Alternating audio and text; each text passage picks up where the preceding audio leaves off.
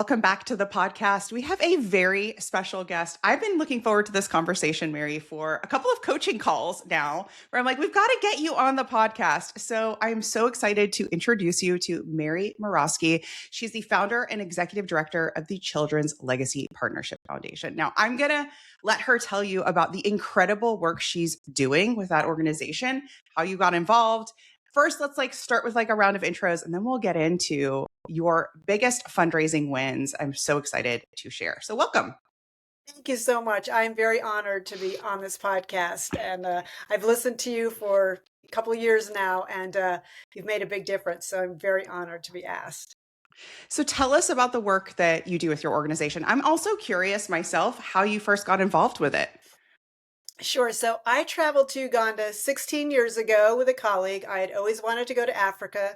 She was volunteering for an organization. The opportunity came up and I said, I'm in, I'll go. I was still teaching full time at the time. And I said, you know what, every turn there were sites that were unbelievable as far as poverty and schools in disrepair, grandmothers raising, their grandchildren because their daughters had died in childbirth. But equally unbelievable was the spirit, the ingenuity, the resilience of the Ugandan people, especially the women. They just welcomed me in. So I knew after that first trip, I would have to go back. And so I continued volunteering. And then, as I was teaching in my own classes, I was seeing my middle school students who were struggling with families with substance addiction and poverty. And so I was having that feeling that I needed to do something else. I wanted to go beyond the scope of the work that original foundation was doing. And so 9 years ago, I started the Children's Legacy Partnership Foundation as I was teaching full time. I retired from teaching 4 years ago. And now these last 3 years, I've really thrown myself into it full time. That's incredible. I love it. From middle school teacher to nonprofit founder. That's so cool. I'm sure you have some middle school stories. Oh, I do. I always say I want to wear a t-shirt. You can't scare me. I teach middle school. I survived middle school. That's right. I don't know that I've met a person yet in my life that is like middle school. Now that was the best time of my life. Like my niece and nephews all agree. They're 18 and in their 20s and they all agree. They're like, middle school just sucks. It's just hard. And so there is a certain love that I have for like all of the teachers who lean in and say, I got this group. It's awkward. It's hormonal. I've got this group. And it's, I'm sure it's a very specific set of skills and patience and love. Yes. And so I'm sure that has transferred to the work that you do here. Yes, for sure. So I'd like to hear what fundraising looked like before joining my program, the Sprint Method. Now, I know you were in Easy Email, so you sort of got a taste of what we do. And then at some point you decided to join the Sprint Method. And where were you? Like, what were you trying and tell us about that fundraising experience. Okay. So, when I was at the beginning of the foundation, I was doing what I could with what came in. I was working full time. I had a lot of demand. So I said, what, and I had seen other organizations get locked into having such reliance on them and that the aid that then they couldn't match that. And so I said, I never wanted to do harm. I didn't want to come in and give people hope and then pull it out from under them. I think that's one of the worst things, that you can do. So we kind of raised money. I was so naive thinking if I build it, they will come, So it was really friends and family were giving, a bulk of the time. Then when I threw myself in full time, I'm like, look, we're at that turning point. I either have to give it everything or we need to close. And then after the pandemic, we lost a lot of ground in Uganda in the pandemic. But once everything opened again, I retired. Then we were like, okay, full steam ahead. So what I was doing was the same thing, asking people for funding. I was able to reach out a little bit, but it was really still tapping that same group of people. Yeah. So I had heard Ria Wong. I had heard you on Ria Wong's podcast. And I want to tell people the journey because I think, for small organizations, they will see themselves here. Yeah. And so you were on her podcast and you really resonated with me. And I started listening to your podcast. And, and probably other people have done this. You start lurking and you're like, okay, what can I glean? Sure. What is the free stuff? I can't invest because we don't have the money. And then I knew that I knew that email was really important. I had seen other people think that their social media channels was the way to go, and then have those closed down, or whatever happens, or they get hacked. So I knew that we would own our email list, and that was where I needed to build. So then I started putting together, like the monthly email where it was long and it had boxes, the small font. Trying to throw everything in there. And that just didn't feel right. And then somewhere along the way, I heard you, offer the easy emails. And that was kind of that course was a real turning point for us, because it gave me the permission to yes, you can email every week. Keep it short, keep it personal, have those stories that resonate. And that was the first game changer for us, really.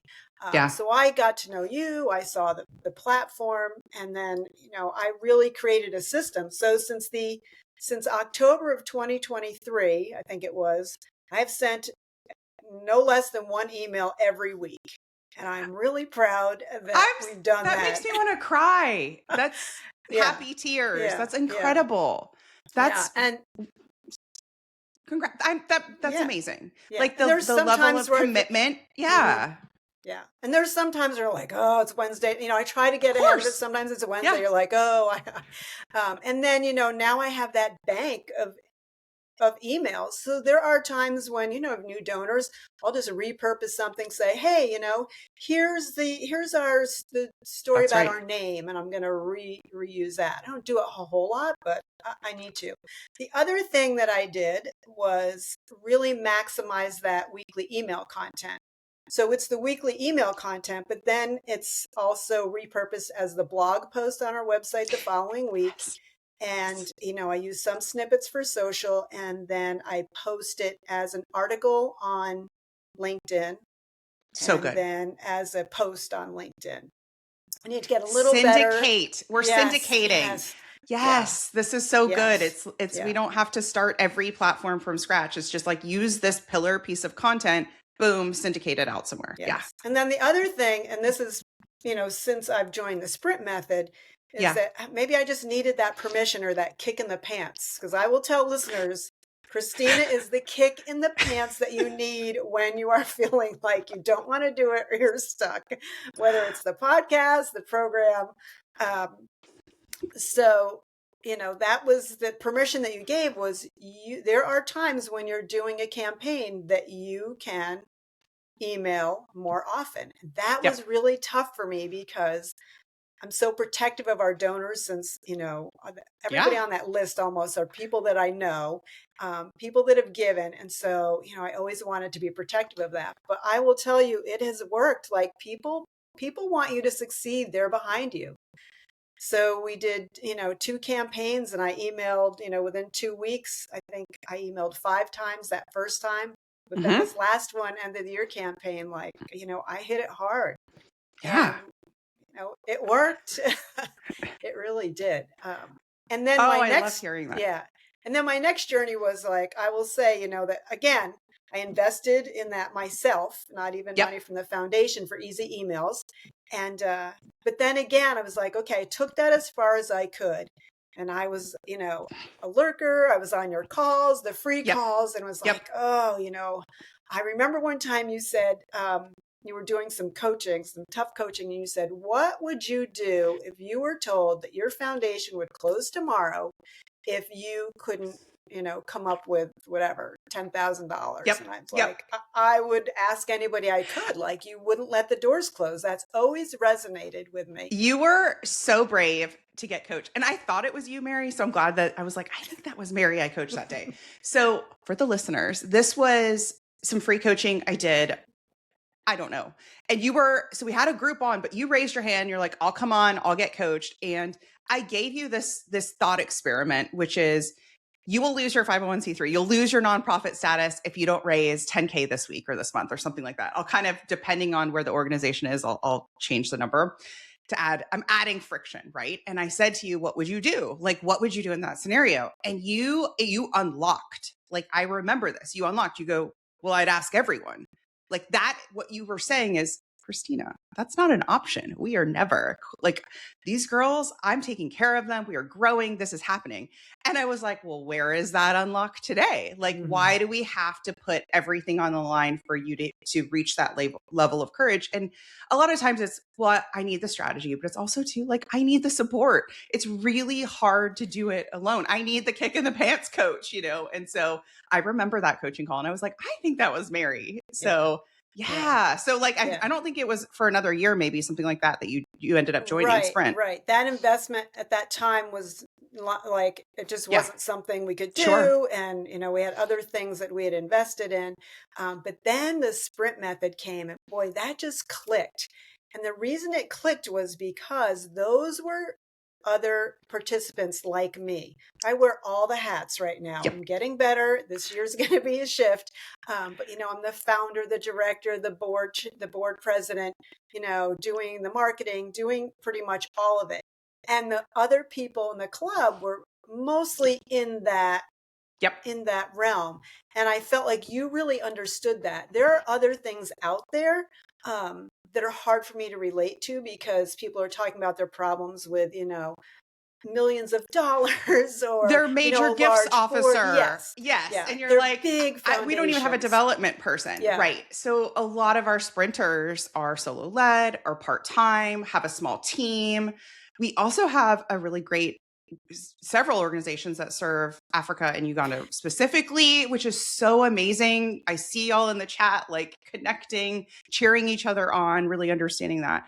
It is different. It is a different strategy. It is a different level of coaching to take the organization that's doing $5 million a year, has a marketing team, a communications team, a development team, and the organization that is like, well, for this hour, I'm going to be admin. Then I'll be ops. Then I'll be programs. And I guess I got to fundraise at some point, but I'm being pulled in all of these different directions. Yes. And I had gotten to the point where I felt like I was so, you know, doing everything. I felt like I was doing an okay job, but I'd taken the foundation as far as I could go. I got to that point where it was a door and I was like, I need some way to unlock this door. Like, I don't know what to do next. And so that's what the Sprint method did, you know, for us. And I would say rousing success. Like, it has just been phenomenal. So do you want me to talk about our campaigns and how we jumped in? I want to share that I remember when you first joined and you were running multiple fundraisers at once. Do you remember this?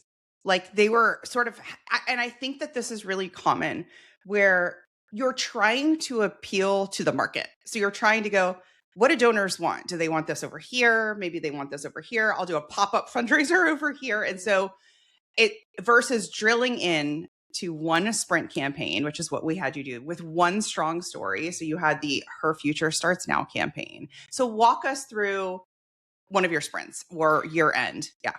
Right. So our first sprint, when I had first joined, and I joined, I think around the end of August. So I wasn't ready to open up our end of the year campaign. I was trying to be careful, like not to overwhelm donors. We had 15 monthly donors, again, mostly friends and family. I think there's 2 people on there that I don't know.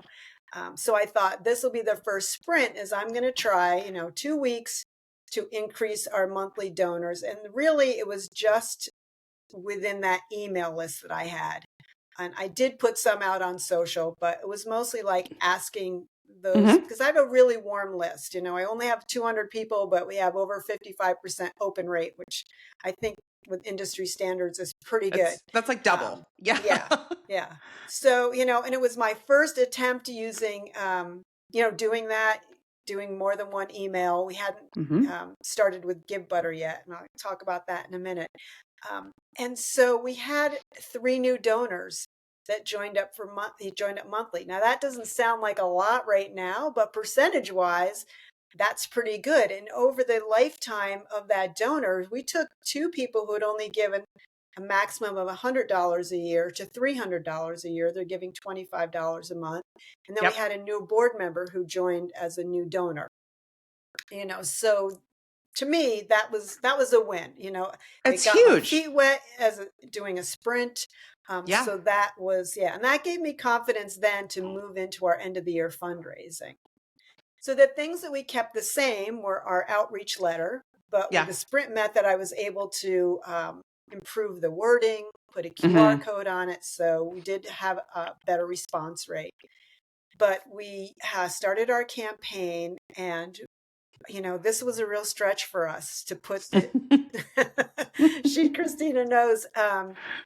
I will tell you, prior to the sprint method, prior to doing this peer-to-peer fundraising, our end of the year campaign, and this was in the end of 2024, was maybe $3,000.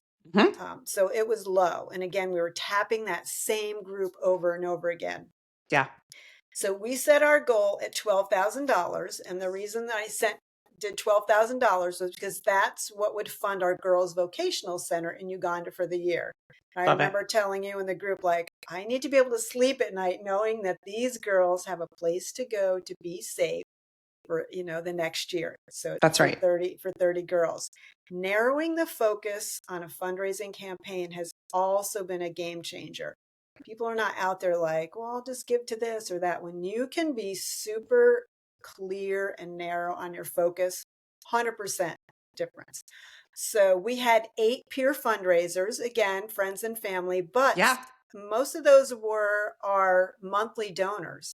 And our monthly donors each one gave over and above what they do for the year. So that's another myth, that if they give monthly, they're not going to give more. Yes. Monthly donors are your evangelists. They're your super fans. And yes, we're scared. We're like, well, crap, they already give monthly. I don't want to ask them to give to this campaign. They want to.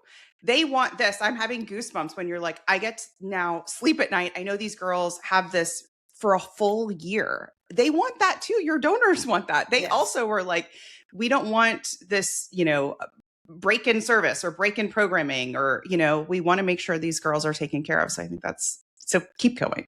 Yes. So we hit our goal, $12,000, and it took a while. It was longer than probably a traditional sprint. And I learned many, many lessons. I got a lot of good stuff in place for when we do this again, gained a lot of knowledge. But I was persistent. I gave, every week I had a playlist for our donors, the rah-rah and cheering, and it ebbed and flowed. So, there was a spike for Giving Tuesday. Things went down, another little spike before Christmas. But surprisingly, and Christina kept saying this, people will give up until 11:59 on, December 31st. December 31st. And it happened. Yeah, I just want to honor a couple things. You said it was longer than a normal sprint. And year-end will be. Your year-end campaign will be longer than your April sprint campaign, traditionally speaking. The other thing is, when a campaign stretches out that long and it has the bigger goal than you've ever had, the desire to give up is big. The desire to say, this isn't working, we're too far away from our goal, we're never going to hit it, like to really stay with like 12K, we're doing the 12K, it's happening by December 31st. Like that's where I really, I saw you change too in the past few months in running this campaign. And I really just want to say kudos to you, because you stuck with it. And so many other people, they quietly give up. Like technically the fundraiser is still live. They're throwing a few things out on social, but they don't believe they're going to hit their goal, and they quietly give up, which means that they then stop asking, they stop showing up so loud, that energy is gone, and you stuck with it. And then, your team members also saw that too, right? And so that energy is a huge part of your success. Yes. When I went over it with our board at our last meeting at the end, the board member who actually raised the most money, and he's got a great network of people, he goes, you were persistent. said, well, thank Yes. you. Because, there were times you're just like, oh, nobody's listening. Like, I'm not going to Yeah. make it. And, Yeah. but I'll say that's the difference in coaching. I heard somebody say the other day, like you hire a therapist to talk about your past, but you 100%. hire a coach to take you into the future. Yes. And so you like that coaching makes all the difference because a coach is not there to be your best friend or your mother, Yep. or to say, that's okay, take it easy. Yep. And I think that coaching is like, so when I said, well, I don't know what I forget what part of the campaign.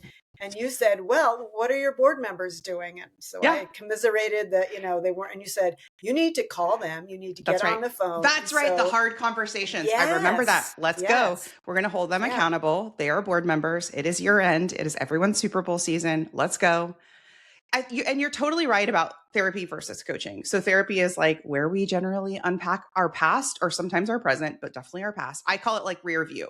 Totally need to do that stuff. Lots to do there. Very good.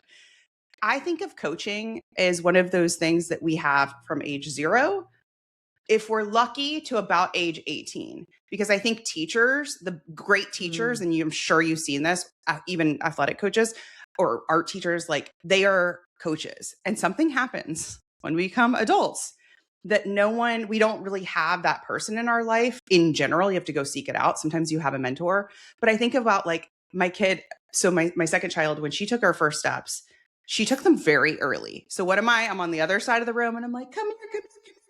That's what your coach is doing. We are holding that goal for you. And we're like, we got you. You can do it. When you fall, I got you. You can pick yourself back up. We're talking you through it. Like at no point are we like, well, I guess she's just not going to hit that milestone, right? It's like, I guess she's not going to hit that goal. It's like, nope. That's what a coach does. It's very much centered on future focused and the goal that you're presenting to me. And so the goal you're presenting to me, I'm like, we're getting there. It's happening. And when the fails happen, when the curveballs happen, because they do, because it's life, it's like, then we can go in and we can ideate and we can figure out, okay, well, what do we want to do here? What are we doing next instead? And part of that for you was like, okay, we're going to talk to the board. Where's the board here? Yeah. Right. So that was like a big conversation, a big shift for you. Yeah. And absolutely. And it's the person, you hire a coach that has experience. Same thing. Like if you're going to hire a sports coach, you're not going to hire somebody that's never, played football before. Yes. And it's also, I think for us that wear all the hats, especially, we're so in it day to day. And so to help with that person who's objective, and even with the other people in the club, like they can take in the information, and sometimes easier, for somebody else to see what's going on, point that out and say, okay, now try this for the next steps. It's been a game changer for us. An absolute game changer. We had our first 5-figure revenue month in December, and same thing for January. Now, some of that's carryover, 100%. From people that are like, oh, I didn't get my donation in on time, and we had that last year too. That momentum carried. But that's huge for us. You're like, no problem. You can give in January. It is not a problem. Come on. I literally had a donor in Korea who is an expat living over there. And she's messaging me on New Year's Eve. Yeah. She's like, I forgot there's a time difference. I need to get this donation to you before. Yeah. So we were back and forth trying to figure that out. But yeah. And you had the experience. So you were able to say, this is what's going to happen. This is what's going to happen. And that's, those pieces fell into place. Oh, I love that. So many big changes in you as a fundraiser. So tell us about how you've changed now, having run a couple of sprints, and how you think about fundraising in your organization now. Yes. So I learned a lot of lessons. I learned a lot of lessons starting. I knew peer fundraising was somewhere we wanted to go to grow. Yeah. I couldn't do any more myself. But again, I was still naive back in October, thinking like, if I build it, if I put it, if I build it in GiveButter, if I share the links with people and ask them, surely, people will come, they'll put it out on their network. Well, that's not, what's happening these days. Like Facebook numbers are, whatever the algorithms are doing, Yes, even if they you are not have a making it lot of, easy. yes, even if you have a lot of friends. So that was a misconception that I had. Yeah. So the growth that I've experienced and what I'll do next time is meeting with those peer-to-peer ambassadors, like Yes. one-on-one, face on Yes. the phone, like these are the steps, and they need to get out there personally Yeah. and hit their network. Like they need to That's right. talk to their friends in person, call them, text them. I think gone are the days when you could put the link out there when it, several years ago when that was new. And then people were like, sure, I'll give $10, Mm-hmm. $25. Uh, that's what I found. That is not the case anymore. Yeah. That I would say the social media landscape has changed, and you can't replace just the power of one-to-one outreach. And so what we can do for you, so it's not all on Mary to do one-to-one outreach, is boom, we're creating a team, right? We're creating a sprint team. And so that's how we help replicate that. And then one of the things I want to anchor in on is you mentioned, like, you were asking mainly just a small group of friends and family. And for anyone who has started a nonprofit, who is a small business owner, like, yeah, that's how it starts. And it does feel like, is this ever going to end where I stop texting my aunt and my neighbor? And like, where are the people? But I want to honor that's how you start. And so you started by that. And then the next brick is, okay, going outside of that bubble, friends of friends, right? Community members. And you're doing that so beautifully. And not only did you raise more money in this last campaign, you've brought in new donors. Now you have the system set up with the weekly email, so they're getting nurtured. Because what we'll see is there are a lot of people who don't necessarily have that knowledge, right? They're not problem aware of what your organization does. And so that's just, I'm so excited for you to bring in new people in your pipeline that way. And also honor that, like, the first step is networking. It's like that friends and family. Yes. I want to talk about, though, you're a great networker. You're out there.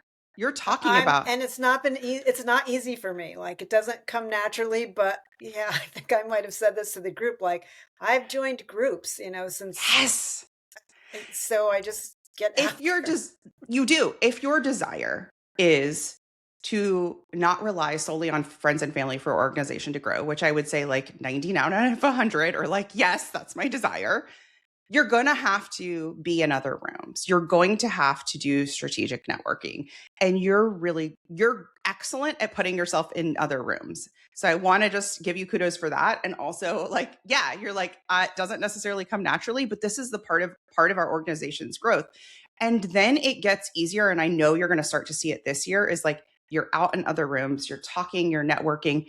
Meanwhile, you've got these great sprints coming up, right? So you'll be able to like bridge the gap to fundraising, because it's not just like, will you donate to our organization for any reason whatsoever? You're going to have some anchor stories, some anchor sprints to draw new people in. So I'm really excited about that for you too. Yeah. Great. Yeah. Thanks. Yeah. So I started taking a Tai Chi class. I love This it. year, which is something I'd wanted to do. Yes. That really gets me out of my comfort zone. But 100%. while we were waiting for class the other day, I was talking to a woman, and I forget what I said, but it came up, that I run a foundation. She goes, "Oh my gosh, I'd love to hear more about that." She goes, "I traveled to Africa once, and I really loved it. So let me know more." So it's those kind of Yes. conversations. So that's been a big growth for me too. Is you have to, the relationships are so important. You can't just come straight on asking people. You need to build that trust, and that's what I Yes. think that weekly email does too. It really builds the trust. People get Yep. to know you. They see you're consistent. Yes. And when you're working in Africa, that's really hard sometimes. Sometimes I wish, like, oh, I wish we just worked, Yeah. Here, because it's easier for people to connect to people's experience. Yeah. You can't say, pop over, I'll give you a tour of our facility. There's no that, right? Yes. Yeah. Yeah. So you want to keep that connection. One of the things that I'm really proud that we do is, we provide photos and videos of where people's donations are going and the stories, so people can make those connections. And I think our team in Uganda is fabulous. They do a great job with that. We're really proud of that. The donors get to see where their money is going, the impact it has. I love it. 100%. That's going to keep your retention high. So you touched on it earlier. I do want to talk about your donation tool because I don't remember what you were using before, but you did change what you were using to run your sprint campaigns, right? You switched for something else and then you started creating them on GiveButter. Is that what happened? Yes. So Okay. we've used DonorBox, the free version, Yeah. for several years. And I was resistant when I first saw it. So I was like, oh, changing, what's that going to mean? And so, but again, you want to listen to your coach. Just like I said, my mantra for this year is not to say that won't work for us, because I want to be open to be like, if you're suggesting, I'm going to be like, okay, I'm Yeah. going to give it a try. So so you had said, look at good butter. And then in the meantime, I was going to a music event, Mhm. and it was a nonprofit that was holding it, and they used GiveButter. And I'm like, okay, there's something's aligning there. When I went to the music event, I was asking the promoter, like, I said, Yeah. oh, you use GiveButter. And so she talked about, like, she said, it's worked really well for us.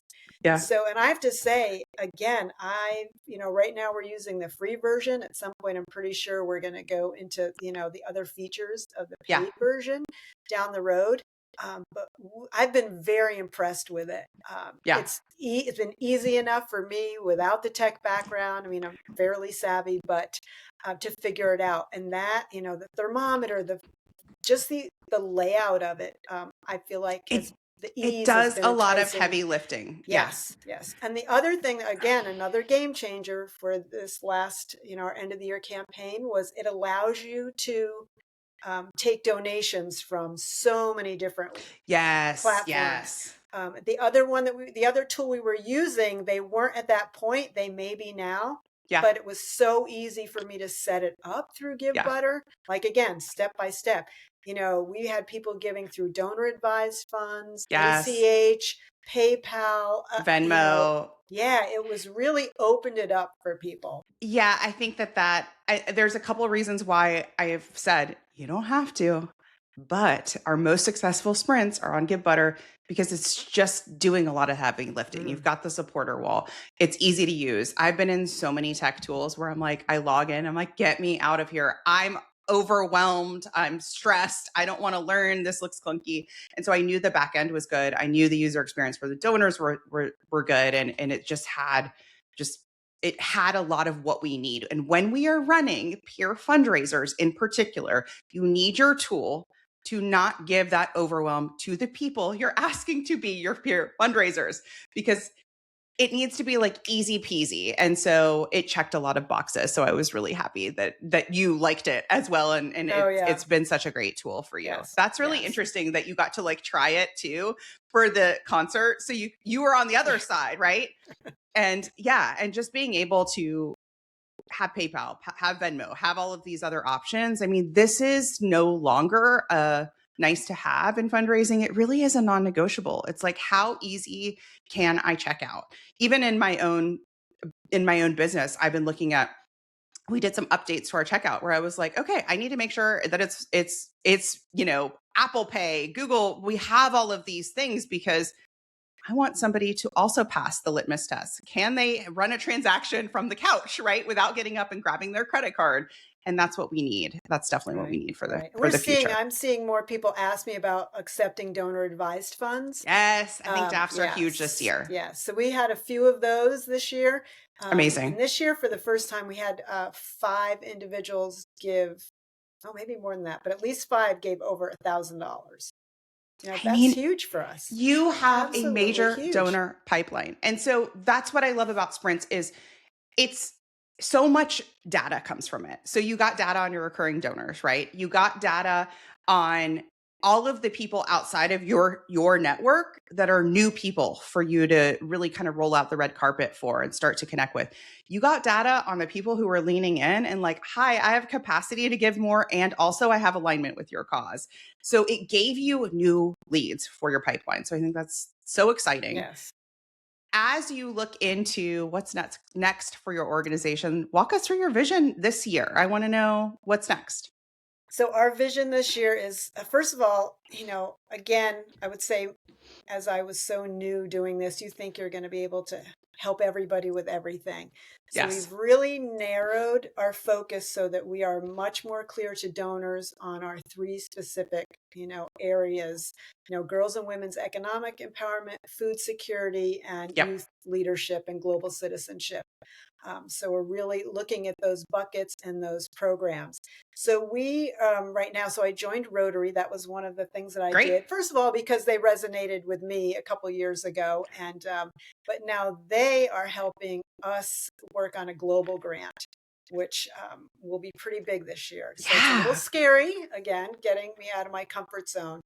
But our next logical move is which you had talked about on a podcast a couple times ago, with these small Micro events. gatherings. Yes, micro events where you get groups together. Yes. And just talk. You're not asking for a donation. So I see that as the next logical place for us. 100%. And so I have two people in mind. One had already talked to me the end of last year about possibly doing it, for a group of friends, either at their home or at the clubhouse in the community where they live. Yep. So, that at the end of this month, which is coming quick, I know, but that's going to be our next logical move. And then So I will good. plan out a couple more sprints that are based on some outreach that we're doing. Yeah. If I go over to Uganda, that'll be a logical one where Yes. we, gather for programs. And yes, and I like to do at least 2 sprints throughout this year for monthly donors. That's another 100%. area that I Yep. really, really want to increase, because that makes such a difference for us. That monthly can plan on it. Recurring revenue is so helpful for organizations scaling up. Yeah. And then the other thing, our other area of focus again is getting, growing that email list, growing those contacts. And so you and I have spoken on that. Yeah. And it's just I love sprints for this too, is because you're getting new donors this way, which is naturally growing your email list. It's it's all serving the bigger picture. So I'm so excited to support you this year on that. As we wrap up today, I'm curious, what would you say for somebody who's listening, who's juggling too many fundraisers, not hitting their goals? What would you tell them? I would say get coaching. Absolutely. I feel like, I can navigate information. I know as a teacher, I know how I took in information. Give me a book, I'll read it and figure it out. Yeah. And sometimes you know what to do, but you just need that person to give you that push, or that, I needed that permission. I needed that permission to send weekly emails. I needed that permission to send, more emails when it was a campaign. I just couldn't push myself. And I talk to other people that run foundations all the time. And I said that, sending those emails has just been the game changer for us, number one. But then like I said, I took it as far as I could. When you have the email foundation and then we layer on the sprint campaign, that's when we see the conversions happen. 100%. Yeah. It's been huge. And again, to have other people in the group, and I think there are 4 other people in our group that have foundations in Africa. But sometimes we can commiserate and it's different being an international organization. It is different. And so, to have somebody who's I get it totally. And I think we have such an affirming, positive group in there. It's just, it is. So and when good. you see that level of poverty that we deal with every day, like that extreme poverty, where kids are, eating maybe 1 meal every other day, we can kind of talk about how that lays on your heart and how you have to keep going, but also how you take care of yourself so that you can keep going. That's important to find that balance. For your nervous system. Yes. 100%. My other piece of advice, which I wish I had done at the beginning, but you learn, is, you start an organization and you want to get up and running. Again, you think if you want to do it, all your friends and family are going to be so excited. And so, I asked friends and family to be board members because you just want to get going. So any advice I would have is slow down. First of all, ask yourself, if you haven't started a foundation and you want to, do I need to start a foundation, or can this need be met by me helping another organization? Yep. But if you start one, take the time, slow down to build the board that you need to grow. So now we're very careful. I'm so proud of this, that we have an application process. We're asking the right people. We just got another application from somebody who's going to make a big difference for us. There's a lot of tech skills. She's young, she has energy. But we're really clear on the application that just because you say you want to do it doesn't mean you're going to be on the board. Mm-hmm. We consider it an application. That's right. Go through the application, yes. check references. Yes. And so that, and then give term limits. Yes. Yeah. And just make it really clear, like, if you're on the board, we're a working board, these are the expectations.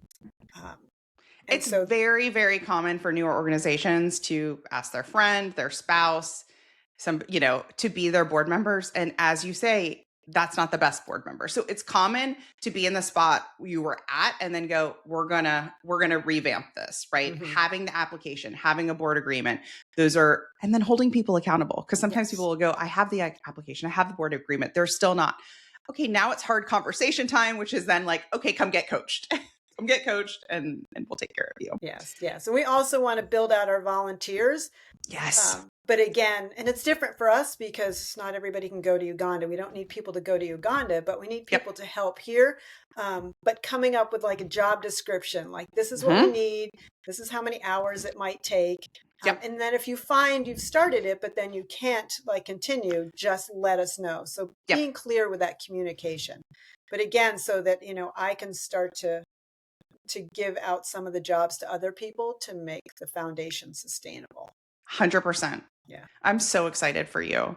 We ask everybody on the podcast to share with us one thought they like to think on purpose. So this could be a mantra, a guiding phrase, a quote that just helps you move forward and keep going. Would you share yours with us? Absolutely. So every single morning for the last, I think, 3 years, I have just started with a calm and said to myself, I said it out loud, I expand in abundant success and love, and I inspire others to do the same and help people to give through me to the children. And so I take that off of, just pulling in is like, what can I do? And I probably got that phrase from someone, but that has just recentered me every day. I think it can be easy to get into that thing like, oh, that person, that foundation got $1 million and they don't need it as much. So I've tried to come at it with a real mindset shift of abundance. There's enough for everybody. There is. Because if you come at it like, why isn't our foundation getting this money? You're going to turn people off. People are going to feel that and sense it. So, it is. Just I expand in abundant success and love, today and every single day, and inspire others to do the same, has really set me up for success every day, I think. Oh, that's so good. You're reminding me, I don't know what coach I had that said it, but they said, when you're in that comparison mode, when you're in that oh, there's not enough and that whole thing, it's like bad cologne, right? It's like body odor, right? It's like a bad cologne. And reciprocally, I think that when you're in this abundance space, when you believe there is enough, there is plenty, people want to help my organization who also donate to another organization. We want both. I'm here to, I talked to my son last night. Next to me, I have all of my clients inside the sprint and in the club on the wall. And I was letting him, he was asking me about one of them. And he was like, don't you want to I was like, I want to donate to all of them. Right. I want to.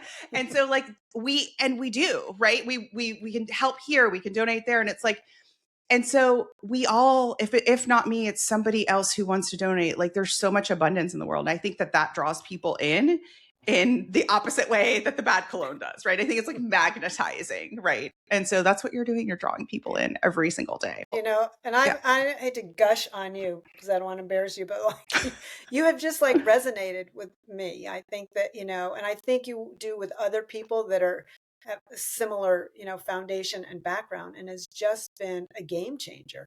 Yeah. You're accessible. The course has the resources in there. Sorry, the other thing I didn't say too is when that sprint method, that AI assistant, Oh, Oh my gosh, another she's game great. changer. We love Another her. game changer. We're spending a lot of time together these Yeah. days. Helped with the sprint method, with our website updates. Yeah. Like I can't say enough good. And again, low tech skills, and it's easy. Yeah. It's easy. Yeah. Oh, I received that. Thank you for saying that. Where can everyone connect with you? Tell us social, website, or LinkedIn. Where do you like to hang out? Sure. We are, our website is ourclp.org, OURCLP.org. We are on Facebook, Instagram, and YouTube, and I post on LinkedIn also. Yes. People can reach me at mary@ourclp.org if they want to ask any questions about my experience, in the sprint method, easy emails, but I would love to connect with people and help them, pay it forward the same help that, Yeah. I've gotten. Well, thank you for the work you're doing with these girls. It's so important. And thank you for letting me be your coach. It's been such an honor.